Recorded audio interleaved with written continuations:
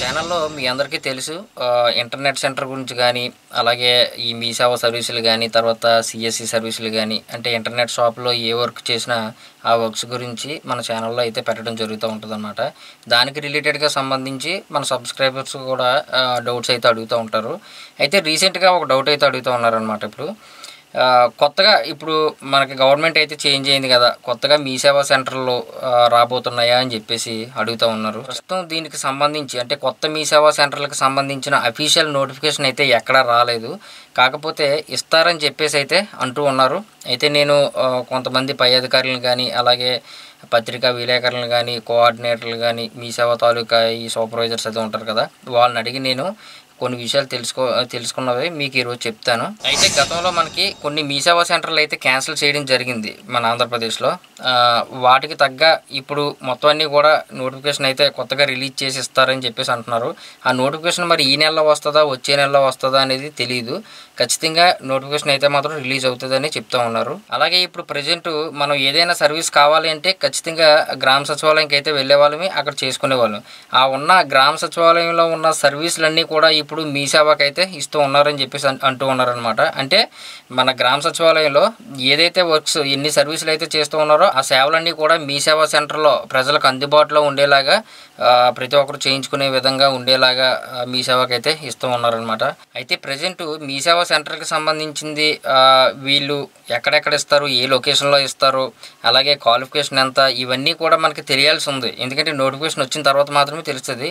అయితే గతంలో మీ సేవా సెంటర్కి మనకు కావాలంటే కనీసం డిగ్రీ అయినా పాస్ అయి ఉండాలన్నమాట. అలాగే కొత్తగా మీ సేవా సెంటర్ ఓపెన్ చేయాలి అంటే ఒక దరఖాస్తు ఫామ్ అనేది ఉంటుంది. దాన్ని మనం నింపి ఎంఆర్ఓ ఆఫీసులో అయితే సబ్మిట్ చేస్తే ఎంఆర్ఓ ఆఫీసులో మనకి టెస్ట్ అనేది కండక్ట్ చేసేవారు. ఇప్పుడు కూడా అలాగే ఉంటుంది ప్రాసెస్ అనేది. అక్కడ టెస్ట్ కండక్ట్ చేసిన తర్వాత అందులో మనం పాస్ అయ్యామనుకోండి, అప్పుడు మీ సేవా సెంటర్ అనేది మనకు వస్తుంది. డిగ్రీతో పాటు వీళ్ళు అడిగేది కంప్యూటర్ నాలెడ్జ్ కూడా అడుగుతారనమాట. అలాగే టెక్నికల్ పరంగా కొంత నాలెడ్జ్ అడుగుతారు. నెక్స్ట్ ఒక మీ సేవా కేంద్రం పెట్టాలి అంటే కొంత ఖర్చు కూడా అవుతుంది అనమాట. దానికి సంబంధించిన ప్రింటర్స్ కానీ, కంప్యూటర్స్ కానీ ఇవన్నీ కూడా మన చేతుల్లో మనమే పెట్టుకోవాల్సి ఉంటుంది.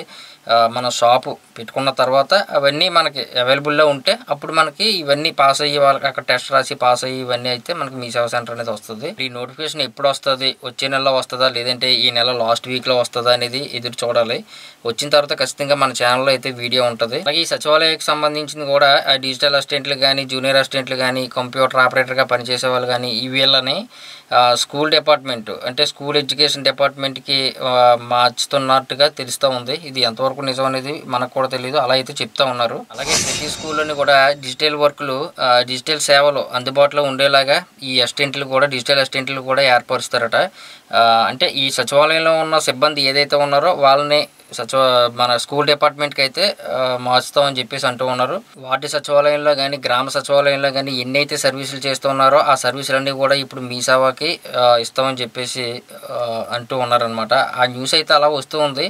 ఇది ఎంతవరకు నిజం ఏంటి అనేది మనం కొద్ది రోజులైతే మనం వెయిట్ చేయవలసి ఉంటుంది.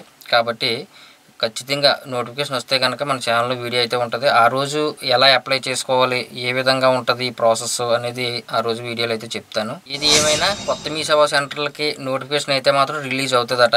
అది ఎప్పుడు అవుతుంది, ఏ క్వాలిఫికేషన్ అడుగుతారు ఏంటి అనేది చూద్దాం. ఓకేనా, అప్పటి వరకు కూడా వెయిట్ చేసి ఉండండి. ఇక కొత్త మీ సేవా సెంటర్లు రాబోతున్నాయి అనే విషయాన్ని మీకున్న సమాచారాన్ని కింద కామెంట్ సెక్షన్లో అయితే మెన్షన్ చేయండి, నేను కూడా తెలుసుకుంటాను. వీడియో నచ్చితే ఖచ్చితంగా లైక్ చేయండి. అలాగే మన ఛానల్ మాత్రం సబ్స్క్రైబ్ చేసుకోవడం మర్చిపోవద్దు.